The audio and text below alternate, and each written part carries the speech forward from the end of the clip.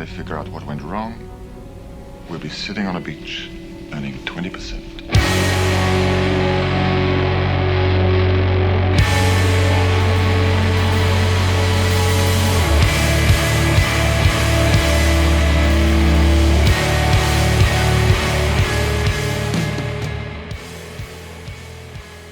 Welcome once again, my fellow manipulators of digital fate. I'm Richie, this is Capricorn, and today's video is kind of a special one. This is my very first Bloomburrow standard brew after the set has officially launched on Arena. All of the decks up until this point have all been decks that I played during early access, but I used everything that I learned during the early access event to kind of theory craft this deck, and then as soon as the set launched on Arena, I made it, I ran it on the ladder, and it was just demolishing everything. So I'm super excited. This is Smooth Criminal, and the idea with this deck is we're taking committed crimes from Outlaws of Thunder Junction, which it's very easy to kind of overlook those mechanics now that Bloomburrow is front and center, but there's so much stuff in Bloomburrow that takes that idea and turns it up to 11. There's so much more support for committing crimes now, and we're able to go back to that archetype and kind of pursue building that deck with these new cards before everyone else really thinks to do it, while they're all sort of preoccupied with the new in Bloomburrow. So the deck is crazy. The new cards that allow us to commit crimes for no mana every single turn are absolutely insane. We'll get to that when we break down the entire deck, but really quick before we do that, make sure you like this video if you haven't already. I'm really relying on you guys liking the videos to help the videos get out to so many more people. Every single like does count, and it's you guys that have been doing that every time that it's helped this channel to grow so quickly. Screamed right past 10k subscribers, well on our way to 11k, so that's all thanks to you. Thank you so much. If you're new here, subscribe so you never miss an upload. Tons of crazy deck ideas I still have to brew. They're still coming, guys. And then Duskmourn's right around the corner, and we're going to have a ton of spoiler content for that coming up within the month. I believe at the end of this month it starts. It's crazy how fast these sets come out, but with all of that out of the way, catch me live Monday through Friday on Twitch. It's twitch.tv/QuarantineCapricorn, because if I'm live and I'm breathing, I'm there and I'm streaming. Without further ado, let's just break down this deck, because crime pays. I'm excited about this one. With the release of the Bloomburrow expansion, people have kind of forgotten about Outlaws of Thunder Junction and the mechanics introduced in that set, but there are a couple of key cards in Bloomburrow that are able to take some of the mechanics from that set and elevate them, amp them up, turn them up to 11, and make some of those decks really crazy. And the one that I had in mind in particular here is the Commit a Crime deck. We have a couple of new ways of being able to consistently commit crimes every single turn without expending any mana at all, with cards that come down super early, super cheap, and that just takes this deck, puts it way over the top, and makes it way more competitive than it's ever been before. So first of all, we're gonna go back to the bottom of the curve. We're going to talk about exactly what makes this deck tick, and then we're going to talk about the new cards. So whenever you commit a crime, whenever you target something of your opponent's, or target their hand, or target their graveyard, one of their creatures, anything that targets something of the opponent's or the opponent will count as committing a crime, and we have a bunch of payoffs for that. The best one being Marchesa, Dealer of Deaths, 3 mana, 3/4. Whenever you commit a crime, you just get to pay 1 mana. Look at the top 2 cards of your library, put one of them into your hand and the other into your graveyard. So you can trigger this as many times as you want every single turn, which is kind of gnarly. It's not limited to once a turn, and it can absolutely gas up your hand, because not only are you drawing a card for 1 mana every time you commit a crime, but you get card selection, so you get to make sure you never really whiff that card draw, and you're always drawing something you can use. And then in similar fashion, we have 𝐾𝐫𝐴𝐾𝐳 the Punisher, a 3 mana 3/3 that whenever you commit a crime, you exile up to 1 target black card from your graveyard, copy it, and then you're allowed to cast that copy by paying 2 life. So both of these cards allow you to get an insane amount of card advantage if you're committing crimes. And there are a few other crime payoffs in the deck, but these are the big ones. And let's talk about the new enablers, because that's what I'm really excited about. So first of all, we have Iridescent Vine Lasher. Now, this comes as no surprise. You've probably seen this card everywhere, but one kind of overlooked aspect of this card is that it allows you to commit crimes very easily for no mana. This is a 1 mana 1/2 Lizard Assassin with Offspring 2, and it has this landfall ability. Whenever a land you control enters, it deals 1 damage to target opponent. That basically means every single land you ever play for the rest of the game commits a crime, which is kind of insane on its own. But then if you manage to play this with its Offspring cost for 3 mana total, you get 2 of these and you're committing 2 crimes, which means all you have to do is play a land and you can trigger Marchesa twice and just pay 1 mana for each of those and draw 2 times from the top 2, which is just absolutely insane for just playing a land. So Iridescent Vinelasher can come down on 1, enable you right away, and just get those free crime triggers, and then give you exponentially more crime triggers as the game progresses. But another new card that allows this as well is Azure Beastbinder. 2 mana for a 1/3 Rat Rogue with Vigilance. It can't be blocked by creatures with power 2 or greater, and whenever it attacks up to 1 target artifact, creature, or planeswalker an opponent controls, loses all abilities until your next turn. And if it's a creature, it also has base power and toughness 2/2 until your next turn. This is so good on so many levels. First of all, in this deck, it's a free commit a crime trigger. As long as they have something to target, which it's kind of amazing that you don't have to target a creature with this, right? If you're up against control and they don't have creatures, but they have an artifact down or a planeswalker, you can just target that with the Azure Beastbinder, completely turn off a planeswalker, take away its static and loyalty abilities, or completely turn off an artifact, take away all of its abilities, but then also commit a crime and get that free crime trigger, which is kinda nuts. But if they do have a creature, you turn it into a 2/2, not only are you committing a crime for free, but now because it's a 2/2, it can't block the Azure Beastbinder, and because Azure Beastbinder is a 1/3 with Vigilance, it also can't really attack you the next turn because the Beastbinder can just block it, and unless your opponent has a card to waste trying to, use a combat trick or whatever, it can safely block it and not have to worry about it. So there's just so many things that the Beastbinder delivers on all at once, and it makes it kind of one of my pet cards, honestly, one of my favorite cards from the set. But in this deck in particular, we're able to get even more out of it because we get those free commit a crime triggers, which is just absolutely insane. We've also got 3 copies of Fel, just new, very cheap removal. A lot of times we don't mind if our removal is sorcery speed because we want to be playing things that target on our turn anyway, so that we can get our crime triggers. So we would still prefer it to be an instant, but being sorcery speed removal isn't as detrimental in a deck like this as it would be in some other decks. So Fel is a really good card to add to just be a crime enabler, also be something we can get back and play a second time with Kaervek, and just be really cheap, efficient removal. But going back to the bottom of the curve, we also have 3 cut downs to go alongside it. Again, early cheap removal. It's also a 1 mana thing that commits a crime, which is really nice. And then we've got 3 Forsaken Miners, because every time we commit a crime, it can just come back for 1 black mana from the graveyard, which allows us to be really, really aggressive.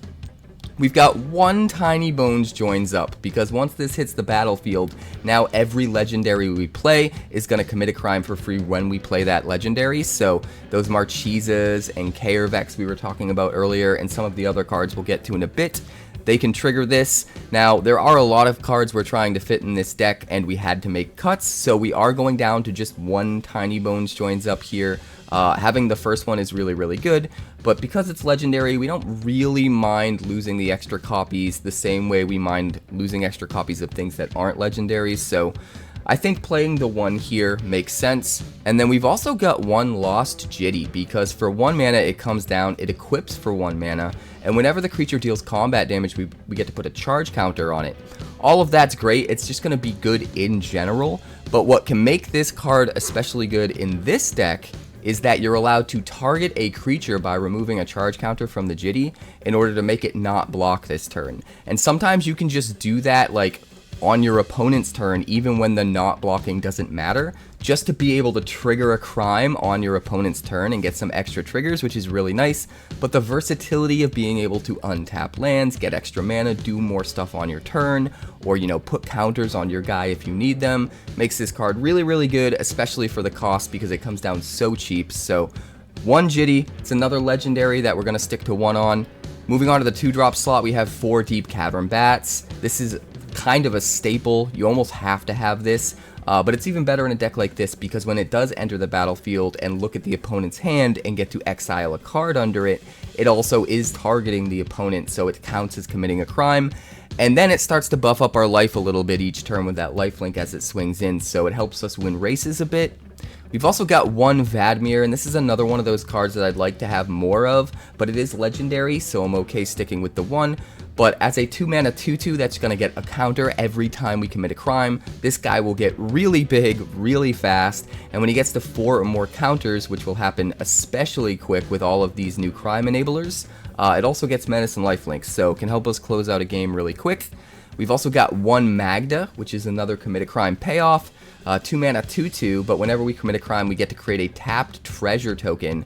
It triggers only once each turn, so it's important to try to find a way to get a crime trigger on our opponent's turn with things like Jitty, which I brought up, and also things like maybe we play a Fabled Passage when we have an Iridescent Vinelasher out, but we don't crack it if we don't need the mana right away, and we wait until their turn, and on their turn we crack it to get a landfall trigger to trigger the Vinelasher so that we commit a crime on their turn so that we can get another treasure off Magda. So we can get some extra value off Magda, and then if we ever have 3 treasures, we can sack those to make a 4/4 flyer, help us win the game quicker. We've also got 4 Generous Plunderer, and this is the 1 old card that goes alongside those two new cards, Iridescent Vinelasher and Azure Beastbinder. That is a 2 mana or less way of generating a free commit a crime trigger every single turn. Now, before Bloomburrow came out, this was kind of the only card that could do it, at least the only card that could still be a very aggressive, effective creature while doing it. There were a couple other cards that we had access to, some of them have rotated, but this is definitely the best one. So there was always the ability to use this guy to enable crimes for free every turn, but now that we have 4 of that and 4 Vinelashers and 4 Beastbinders, we go from 4 things that can enable crimes for free every turn while still being aggressive to 12 things that can do that, so the consistency of the deck just skyrockets through the roof. This guy's a 2/2 menace for 2, he's going to give us an extra treasure every turn so that we can ramp out our stuff even quicker, and then he's going to give our opponent a treasure, and when he swings, we get to do damage equal to the number of artifacts they have. So not only are we getting through for at least 3 damage with him typically, but we're getting that, that trigger for committing a crime for free when we make the treasures to begin with. Moving on to the 3-drop slot, we already talked about Marchesa and Kaervek, but we also have just 1 copy of At Knife Point. 3 mana for an enchantment. When we do commit a crime, we get to create a 1/1 red mercenary creature token that can tap to give something +1/+0 until end of turn at sorcery speed. This isn't the most amazing payoff, it's not as good as some of our other payoffs, but it's still nice to have. I think the static ability of this giving first strike to all of our outlaws, because the deck is almost entirely outlaws, is worth having the 1 copy, but because extra copies don't get you the extra value of being able to provide that, first strike ability, because they'll already have it from the first copy, I think the second copy and beyond does lose a bit of its value. So I think the first copy is good enough that we want to run 1 of these, but I don't think we really want to worry about running too many of them. But that being said, having just another payoff to get our consistency of how many committed crime payoffs up a little higher is super nice. And then the one really expensive card in the deck is Gisa the Hellraiser. 5 mana 4/4, ward 2, pay 2 life, skeletons and zombies you control get +1/+1 and have menace, which will buff up things like the Forsaken Miner, which is nice. But the real reason we're playing this, whenever you commit a crime, you create 2 tap 2/2 blue and black zombie rogue creature tokens, but this ability triggers only once each turn. So Gisa kind of has the potential to just give you a board all by herself, which is insane. So if you're playing against a control deck and you're playing out your curve and your opponent is dealing with your curve with spot removal, eventually they run out of spot removal and you get to your Gisa, you play out your Gisa on 5 and they're out of removal, and you just start getting an insta board from all of your committed crime triggers. And it's really, really nice. And Gisa is another thing that only triggers once a turn, but again, we can use that trick with the Jitty or with the Fabled Passage, waiting to our opponent's turn, to enable that committed crime stuff on our opponent's turn. We can also use stuff like Cut Down to do that. There are a few cool ways of doing that in this deck. So being able to maybe trigger it once on our turn and on our opponent's turn, even if we can just do that once in the entire game, that can be so much value that we can just take over the game very easily. So that's pretty much the deck. I'm absolutely in love with the Beastbinder, so I'm going to be looking for more decks to use this in and more ways to use this card. I do think this is the best one for it, though, because like I said, no matter how good this thing is going to be in other decks, having the extra value here of getting free Commit a Crime triggers off of it really puts it over the top in a deck like this. But the mana base is in the description, so check that out if you're interested. We are running the Fabled Passages so we can get more triggers off Vine Lasher, and we're running a few Cavern of Souls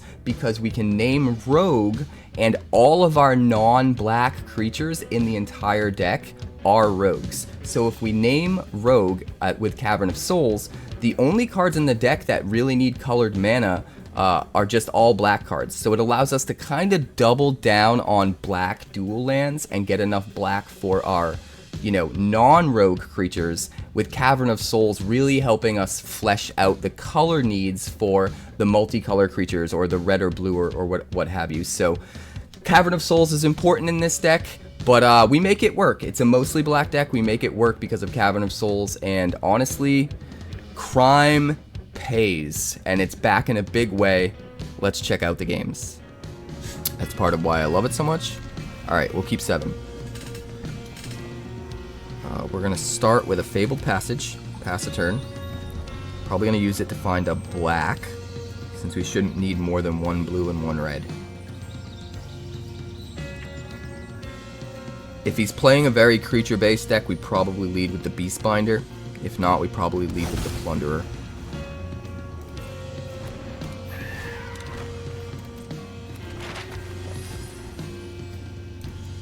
Alright. Swamp. And we are definitely playing the Plunderer, because he's already starting to go wide with some artifacts. We can get some value off of that.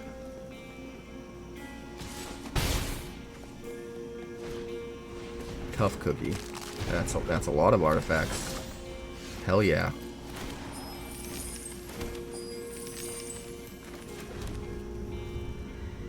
Hell yeah. We're gonna swing. Hit for 6.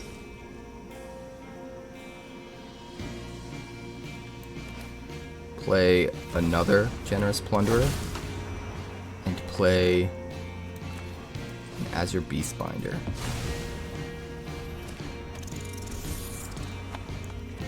He's gonna be able to vomit a whole bunch of stuff out. So we kinda need to get ahead of it. If he doesn't kill our Plunderers, like, he sort of has to use up all of his artifacts. Or else we just nuke him in the face. Double as much because of the Plunderers.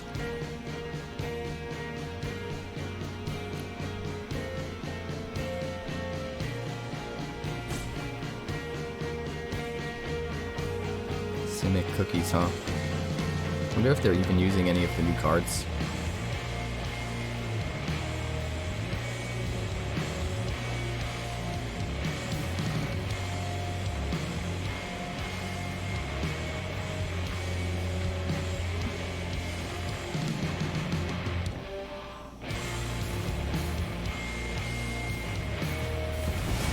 Rottenmouth Viper. Okay, gets rid of all of his artifacts. I guess that's smart.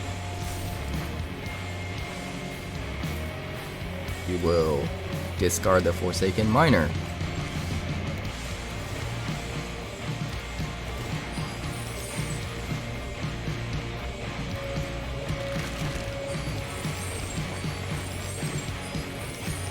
Oh baby, baby.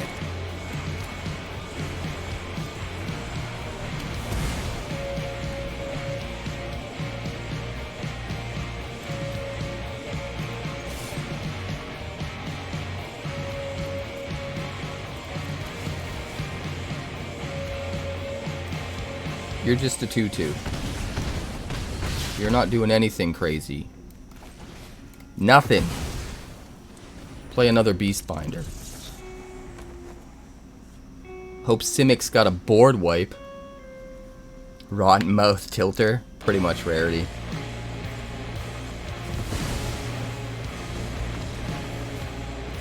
Win rate, 100%. Love to see it. Alright, we are going to start with a Swamp and a Forsaken Miner.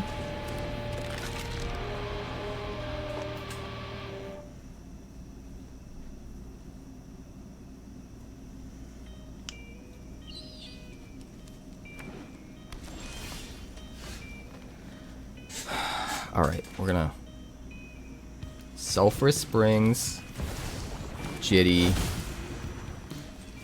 equip the Jitty, force him to use his removal on our crappy miner. He didn't. Use this, untap a land, play another miner, pass the turn.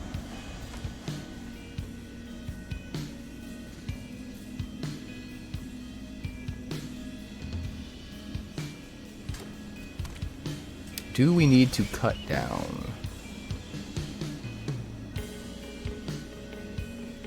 Well, we don't need to do anything yet, so we're just gonna swing.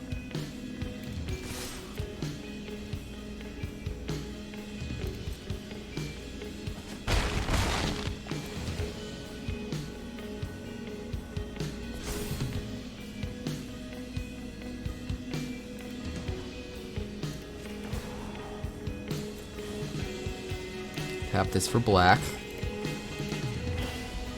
Untap.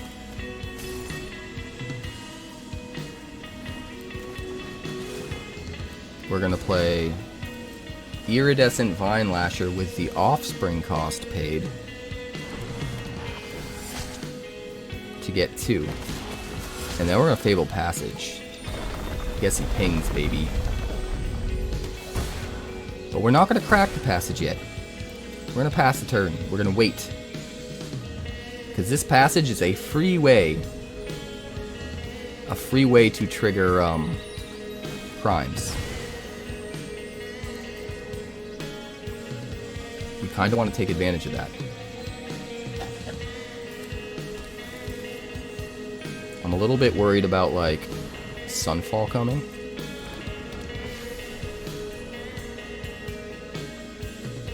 It's just Archangel. Alright, we're gonna need...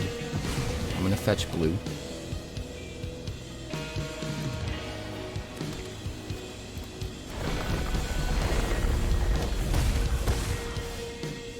Ooh, another Fabled Passage.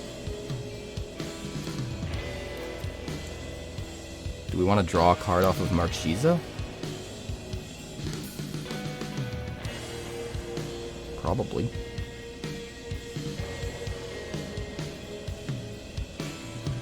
Oh right, Farewell is no longer in fucking format. But I gotta think how we do that. I guess we start by swinging, right? Like, he'll gain life, but whatever.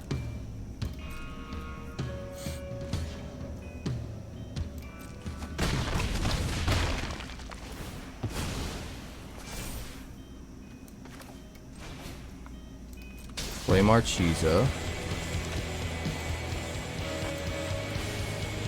Untap a land. Play the Fabled Passage. Get all the triggers off of Marchesa.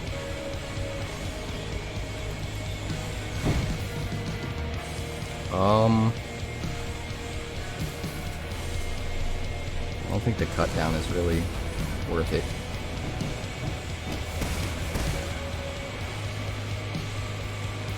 And then whenever we want, we can crack the Fabled Passage to do it again. But I don't think we're in a rush, so we're going to end the turn. And we're going to wait.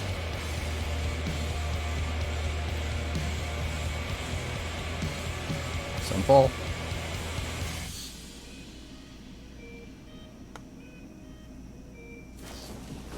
Leyline Binding. Alright, so in response, we're going to crack this. We're going to grab the swamp. We're going to ping for 2. And then we're going to use the mana. And we're going to grab this. And then Marchesa gets Leyline Bindinged.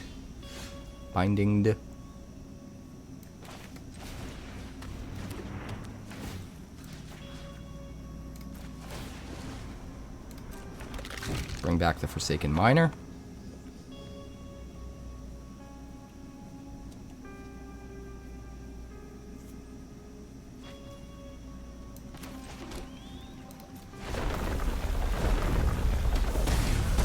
Ping for 2. If we attack, he has to block this guy, right? And we get him... we end up doing 2 damage and he gains 3 back, so that's probably... It's not worth it unless we need to counter on the Jitty.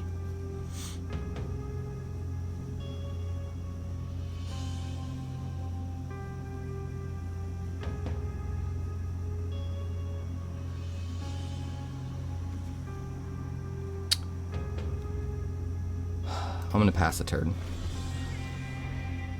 If he's got a sweeper, we don't want to lose our plunderer, so we're going to hold off.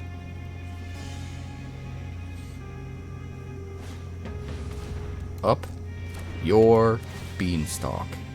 Well, he definitely doesn't have a sweeper then. Or he just doesn't have the 5th land. Yeah, we got him. Alright. 100% win rate. Hey, look at that. We have our colors. Let's keep it.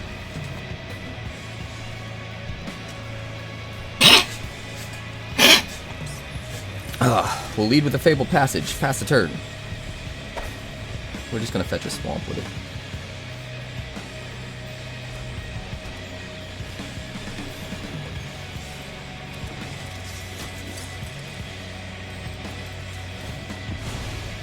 Heart, fire, hero.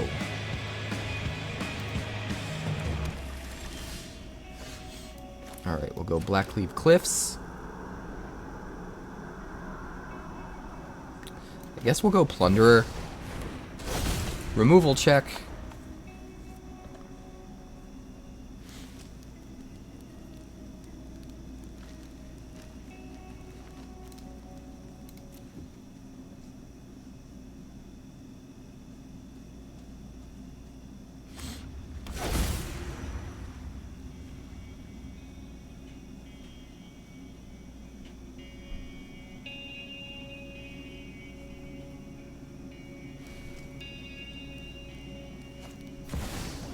Chite.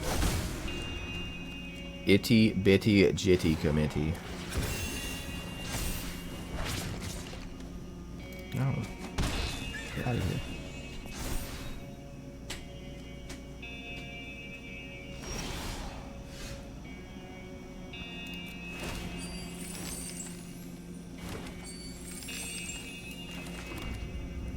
Skeebin. Oh, I should have played Vadmir.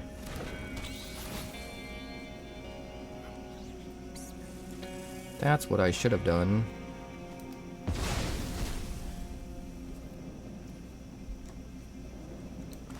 I guess we'll go like this instead.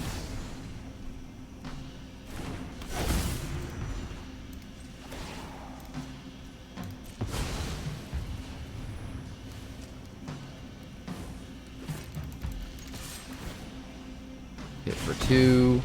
Hit for another 2. Get a counter. Use the counter to untap swamp. Play the Forsaken Miner.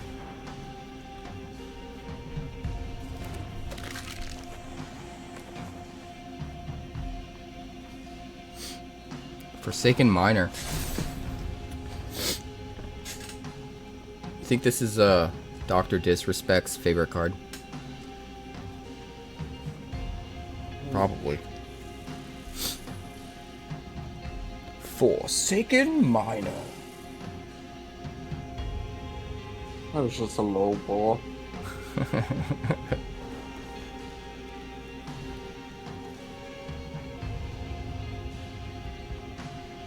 Alright, what you doing? You got some Vigilance Haste, boys.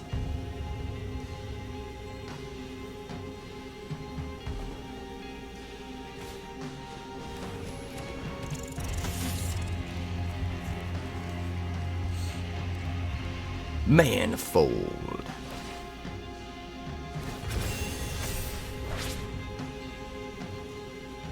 It's time for double strike, which means 2 jitty counters. You do it, man. You do you. But you didn't use the treasure token? He's gonna use it post-combat, right?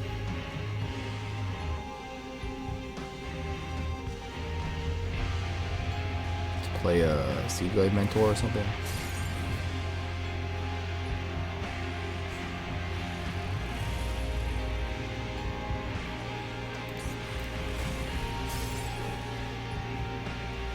Itty bitty jitty committee.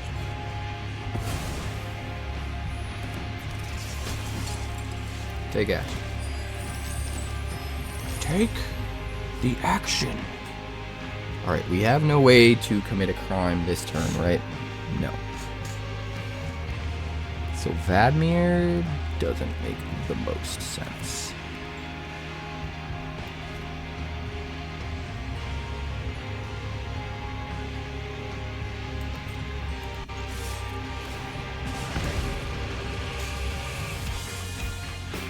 Alright. Hit you for 2. Swing all the boys at you. Hit you for some more. Seems good. Seems pretty good. Hmm.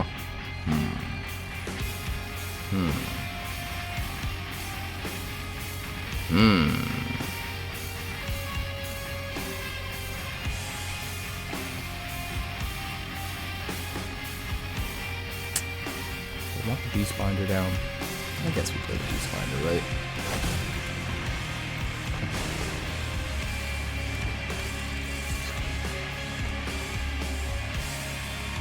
And the turn.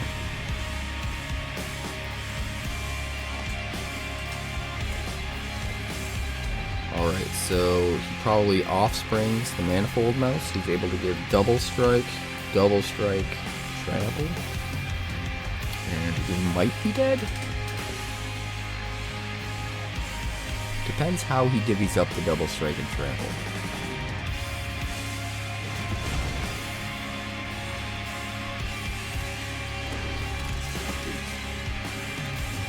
I think he gives double strike and trample to Heartfire Hero, and just double strike to Seedglade Mentor.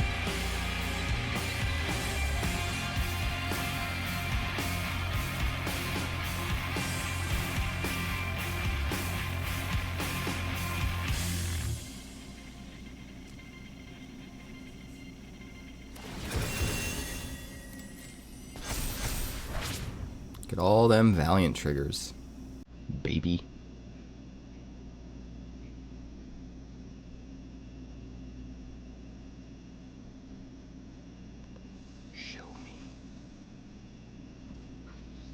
Double strike and trample, double strike.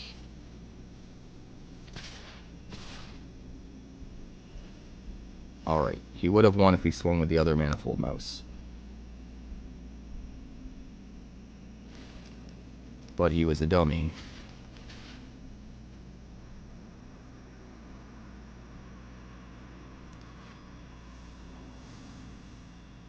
So we just block with the Azure Beastbinder right here. And we go to 1.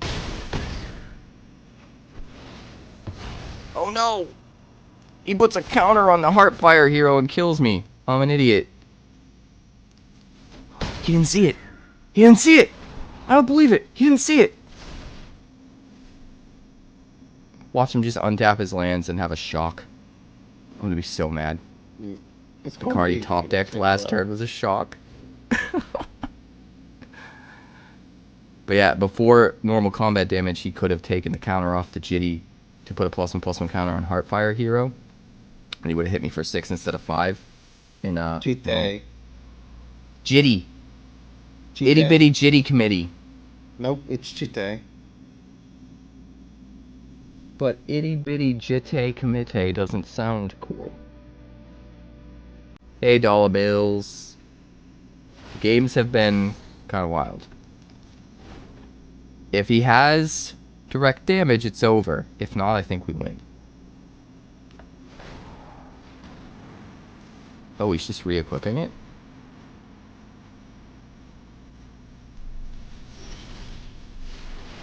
Yeah, he's toast.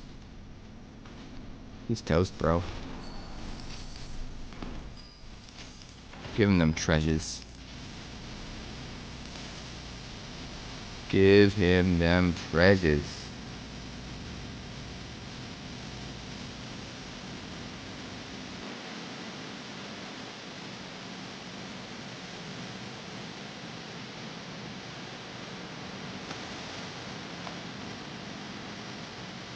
We're gonna go...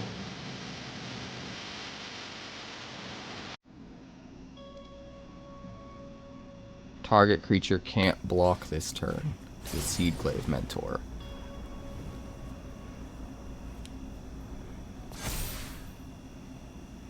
And I think we win. I think we win 𝑩𝒍𝒐𝒐𝒏𝒏𝒄𝒄. Let's find out.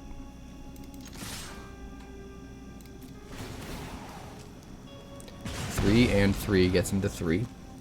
And then the Menace, I think we got 1 in the air and 2 with Menace that we get through with. Yeah, we got you.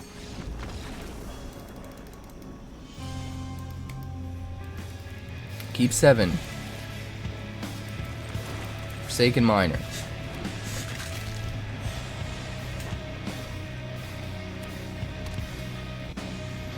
Ruin Lurker Bat. Swing.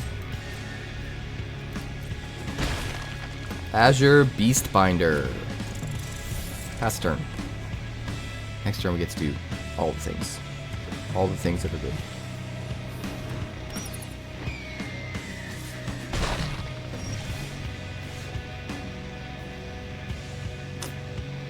Do we want Deep Cavern Bat?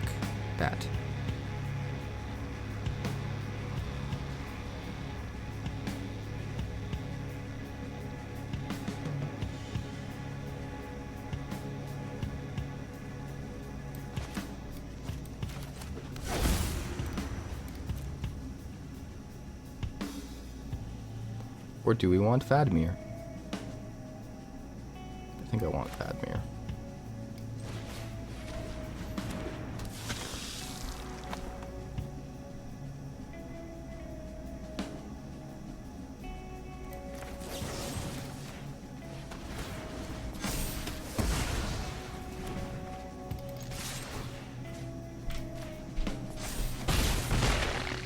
No flying, no life gain for you.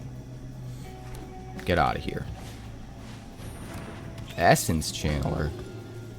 What did I just say? What did I just say?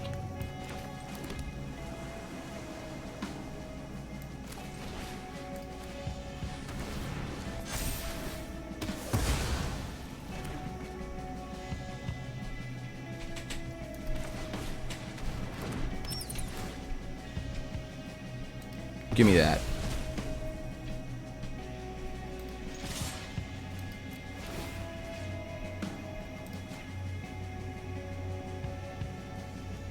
Your food does nothing! Stupid man!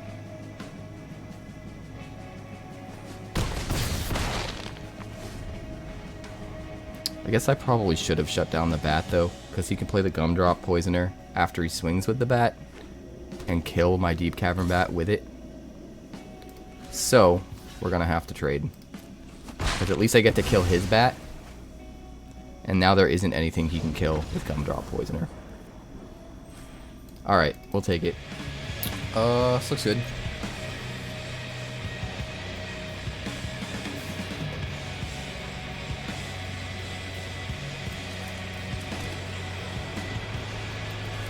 We start with the Vine Lasher.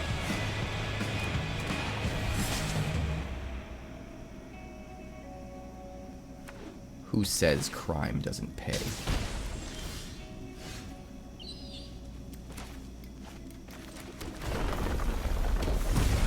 Alright, do we Jitty get a counter?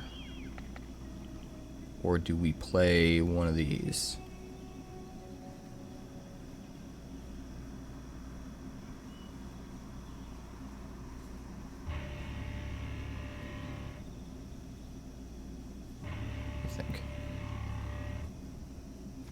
I think we do this.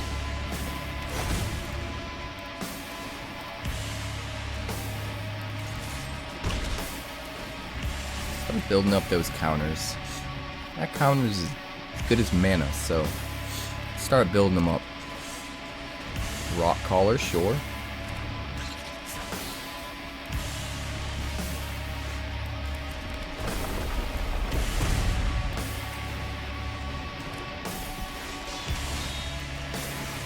Cut you down. Probably should have played the Magda before.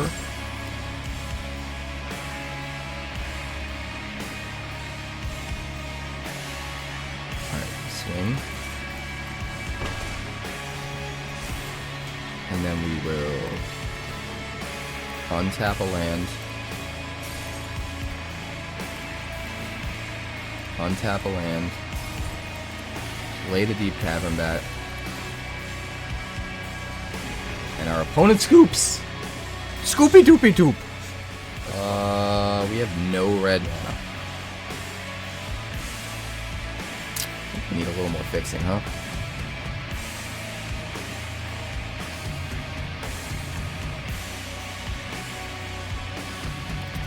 A mulligan. Fine. Okay, back. Pass the turn.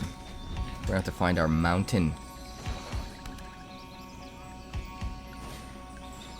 Vine Lasher. Alright. Mountain.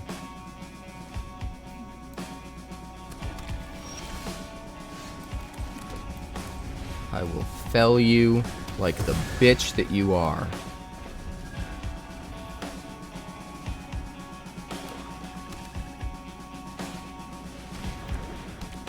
Bandit's Talent. 2 cards unless you discard. Yeah, we're gonna have to do something like that, aren't we?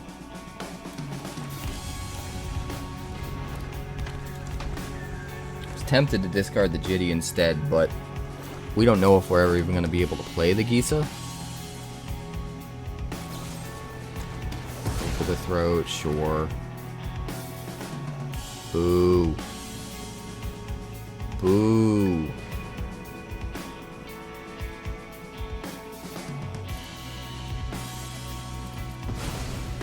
It is what it is. You stupid discard decks. You stupid Daikini. Gonna make me discard again? Make me dump my Jitty? Jite? Ite bite jite comite.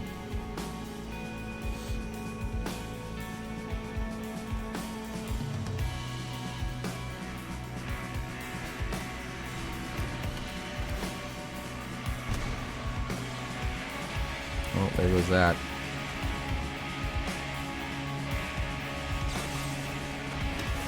Cut down one of the Vine Lashers. We are so out of gas.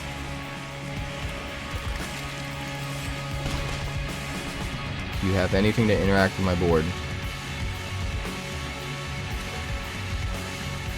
Down to 2 cards. Warlock.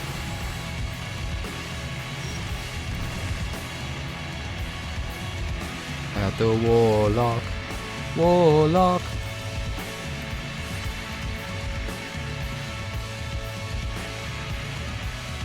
Let's offer a trade. Here we go. 𝐾𝐫𝐞𝐳.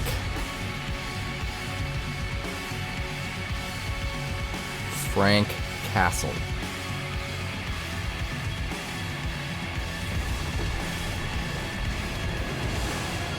A fight?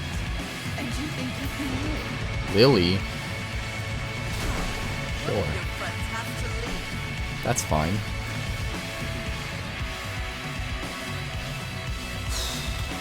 What can we replay?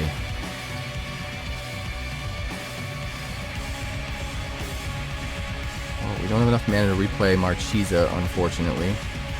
We could replay the Vine Lasher. And the Forsaken Miner.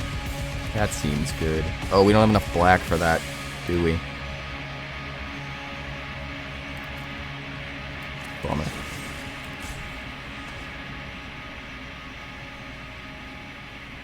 So what's better, the Vine Lasher or the Forsaken Miner? The Vine Lasher will let us...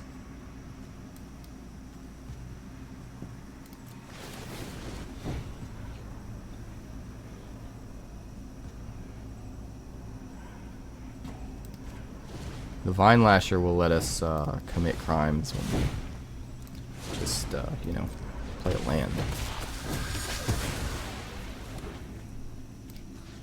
We'll go here. We'll go here. It's a race against time. Fine. I'll take my zombies and leave. All right, 2 Vine Lashers and a 𝐾𝐫𝒄𝒃. So what that means is when we drop a land, we commit a crime, we replay Marchesa from the yard. Let's make this quick. And also cut down if we want, and also Forsaken Miner if we want. Well, never mind then. Never mind then.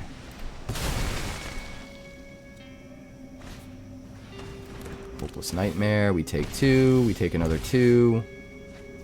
Deep Cavern Bat.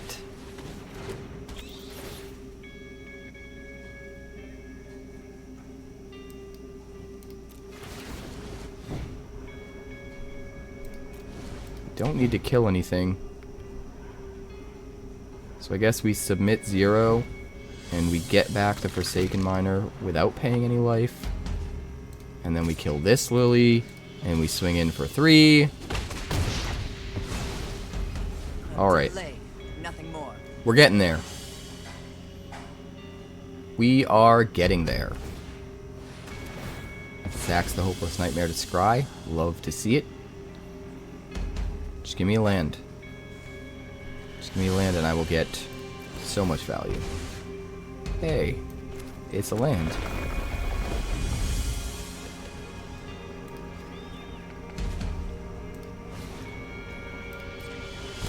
I go to 2. I'm gonna gain 1 back. I go to 3. So that Bandit's Talent can't kill me.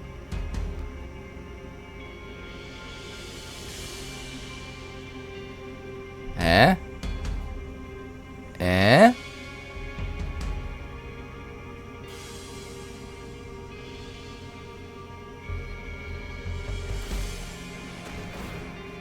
Sacks the Hopeless Nightmare again, scries again.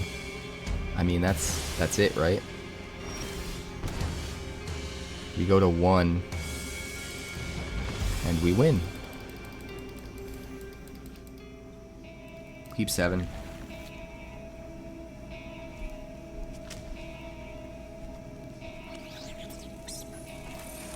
We'll go, Vine Lasher.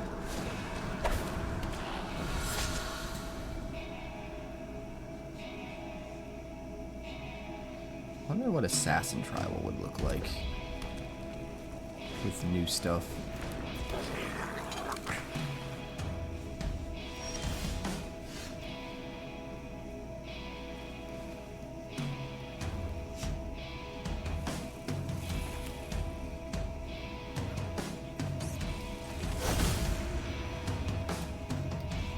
Rogue.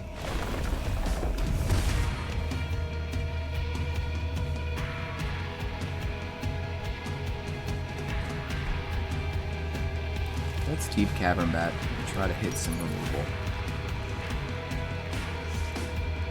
Case of the Gateway Express. Sounds good. Sounds grand. What else we got? Knight Errant, War Leader's Call, whole bunch of land.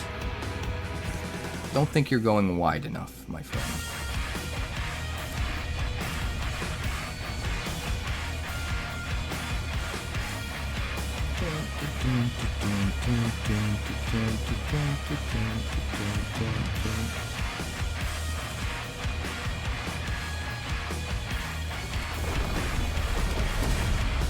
You want Marchesa?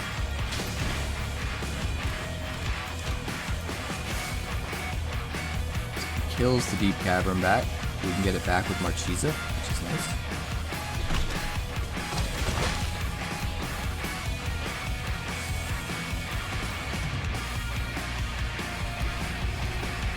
Trying to wait to play the Tiny Bones joins up until he plays that fourth land. If I can.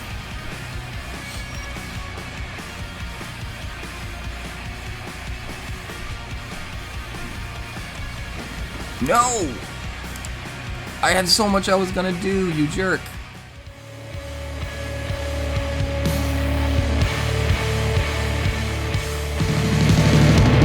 Thanks so much for checking out my channel. I'd like to give a huge shout out to all of my patrons over at Patreon.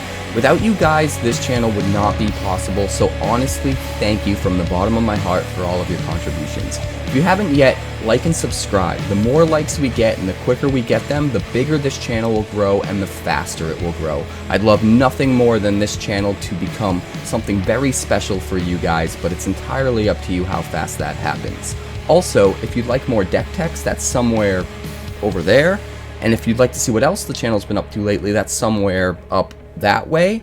Also, subscribe, circle below, do all the things.